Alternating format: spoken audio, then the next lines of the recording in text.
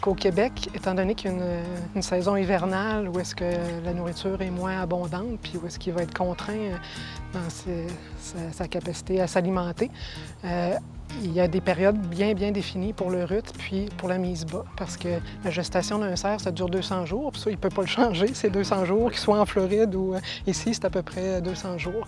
Sauf que s'il est en Floride, il peut mettre bas quasiment à l'année, parce qu'il n'y a pas tant de contraintes alimentaires. Fait qu'ici, le cerf, il concentre sa période de reproduction, le rut, à l'automne.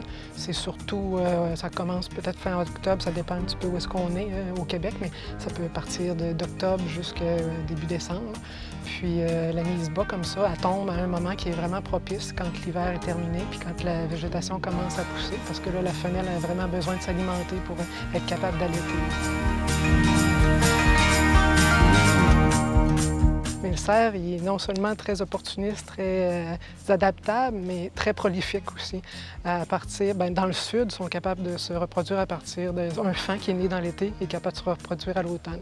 Tandis qu'au Québec, il faut avoir au moins 6-7 mois là, pour avoir une maturité sexuelle. Fait qu'il arriverait un peu tard à l'automne. Il y en a quelques-uns qui arrivent à se reproduire à la faon, mais c'est rarissime. Là. Alors, la première reproduction, habituellement, est à 1 an et demi.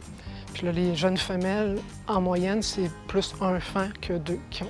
Mais à partir de 2 ans et demi, ils vont se reproduire à chaque année, puis ils vont avoir généralement 2 faons par portée, souvent 3.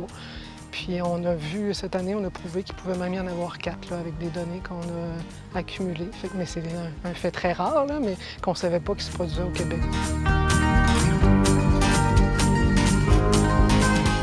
Mais ils sont sevrés complètement au bout de 10 semaines.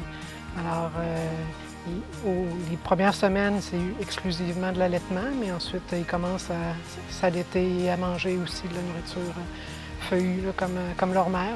Puis au bout de 10 semaines, là, il n'y aurait plus besoin de leur mère pour survivre. C'est sûr qu'ils vont rester avec elle la plupart du temps jusqu'à temps qu'elle mette bas le printemps prochain. Alors là, c'est le signal que les autres vont s'en aller. Là.